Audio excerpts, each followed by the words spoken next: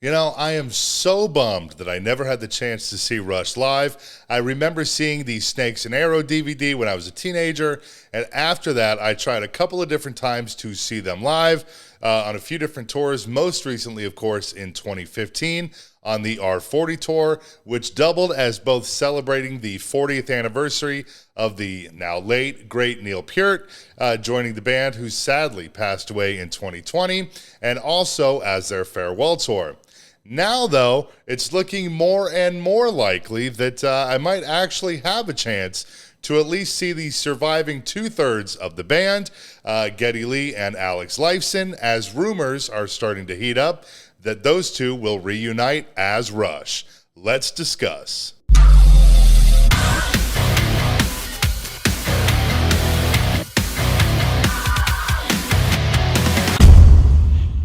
Upon the conclusion of the R40 tour in 2015, and then, of course, the tragic passing of the legendary Neil Peart in 2020, after a 3.5 year or so battle with brain cancer, the door was essentially closed and permanently chained up on Rush, or at least Geddy Lee and Alex Lifeson ever publicly reuniting in a live show setting. By the way, I also want to point out that the R40 tour was only here in North America and never made it internationally, as according to Geddy in his recent sit-down with Washington Post, Neil limited the run to only those 30 shows so that he could be home, because obviously he's had many health issues, he was not feeling so hot. Recalling the Rush finale in an early 2021 interview with Rolling Stone, Lee had this to say: "That's finished, right? That's over. I still am very proud of what we did. I don't know what I will do again in music, and I'm sure Al doesn't, whether it's together, apart, or whatever. But the music of Rush is always part of us, and I would never hesitate to play one of those songs in the right context. But at the same time, you have to give respect to what the three of us, with Neil, did together." Speaking also in 2021 with Eddie Trunk, Alex Lifeson had this to add: "It was a really good two-way relationship, but I think really Rush ended in 2015. There's no way Rush will ever exist again because Neil's not here to be a part of it. And that's not to say that we can't do other things, and we can't do things that benefit our communities and all of that. I have lots of plans for that sort of thing that don't necessarily include Geddy. All I know is we still love each other, and we're still very, very good friends, and we always will be." He continues, "I think personally, and I think the same for Ged, we were really excited about the show, the presentation of the show, the whole concept of going back through our history. I thought we were all playing really, really well, and I probably could have continued to do another 30 shows, and I think Geddy felt the same way. But it was becoming really difficult for Neil to play at that level, and unless he could play 100% at that level, he really didn't want to do any more shows, and he didn't want to be that person that should have taken it. And it was hard for him, a 3-hour show playing the way he played. It's a miracle that he was even able to play." However, things somewhat changed and kind of started to heat up in August of 2022 when the pair got together on stage at the legendary Red Rocks in Colorado during the South Park 25th anniversary concerts.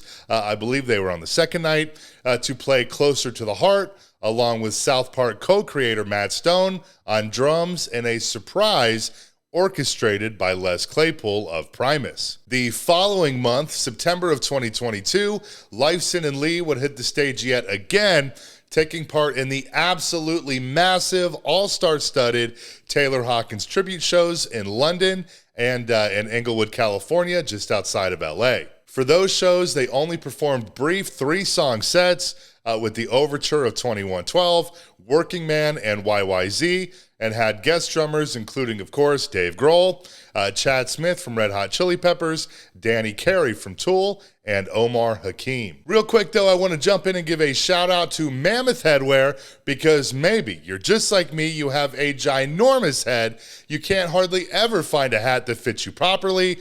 Check out mammothheadwear.com. I'm actually wearing a Mammoth hat right now. It fits me like a dream. And it's not just hats either, all sorts of stuff, shirts, hoodies, beanies, hats, you name it. Mammothheadwear.com. You can use code Logan at checkout for 10% off your order.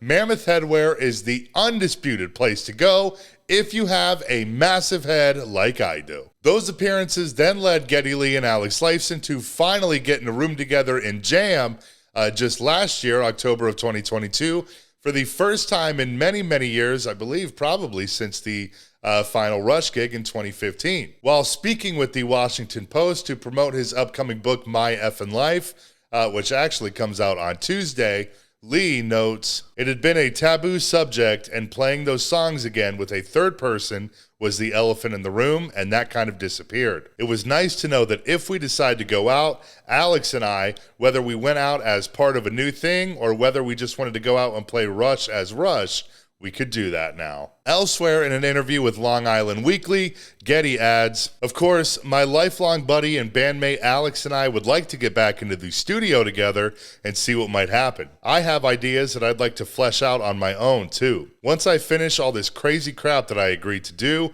the book tour and the TV show, referring to his upcoming Paramount Plus show, Our Bass Player's Human too, and find some space for myself, I'd certainly like to start playing something.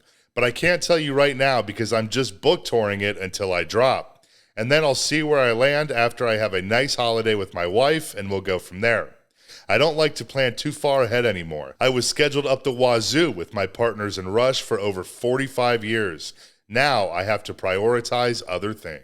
As it stands for now, things are certainly very, very up in the air, especially with Alex Lifeson's recent stomach surgery in July, which Geddy has noted that Alex needs to be healthy for those types of conversations to even happen, although according to Geddy, offers did start rolling in once they did the Taylor Hawkins memorial shows. I think the biggest issue with Rush, quote-unquote, reuniting is exactly what Alex said in the Trunk interview. Basically, no Neil, no Rush, and he's 100% correct. That's not to say that were they to sort of reunite, they wouldn't do massive box office business, because they most certainly would, but it would feel a little bit like selling out to me, especially if they went under the name Rush. I think it would be better off, and honestly, maybe a little bit of a better look, as just Geddy Lee and Alex Lifeson, or Geddy Lee and Alex Lifeson do Rush. Something like that, but of course, obviously, the name Rush will help sell tickets. It's sort of like Motley Crue, which is my all-time favorite band. It looks a little ridiculous when you make a huge deal. Nobody made a bigger deal about it than Motley did, certainly not Rush, but you get the point. When you make such a huge deal out of your band ending, but then you circle back however long down the line that it is and cash in. But let's face it, I mean, if any of us were in that situation, we'd probably end up doing the same thing as well. Bands are corporations after all. This is big business. That said, if this were to actually happen at some point down the line, who do you think that they would get to fill Neil's spot, even though he really is completely irreplaceable? I think any of the guys that they had for those tribute shows, Dave Grohl, Danny Carey, Chad Smith, Omar Hakim, all great candidates and very, very possible, especially because I think if Rush does anything in a live setting, I don't know that they would do a full-blown tour. Not sure how many conflicting schedules there would be. Maybe they would do a full-blown tour, but I don't know. To me, I think it would be better suited in a handful of select markets, and I would sure hope and expect Cleveland, since that's basically where the band got its start, at least in America. Outside of those guys that I just mentioned, I also think Mike Portnoy would be a great fit, if not a very obvious choice, although we'll see how many side bands he has the time for now that he has returned to Dream Theater. And hey, maybe they'll call Mike Mangini, who, all kidding aside, would actually be a phenomenal choice. Obviously, Slipknot's now former drummer Jay Weinberg needs a new home too, so who knows? I guess we'll see what happens. All right, though, I gotta run. My fiance is waiting for my snakes and arrows to make some permanent waves inside of her. That'll make 3 kids, so I gotta go. But thanks so much for watching. Feel free to subscribe if you want to see more. Thanks to Mammoth Headwear for sponsoring this video, where you can go to mammothheadwear.com, use code Logan at checkout for 10% off your order, and I will see you next time.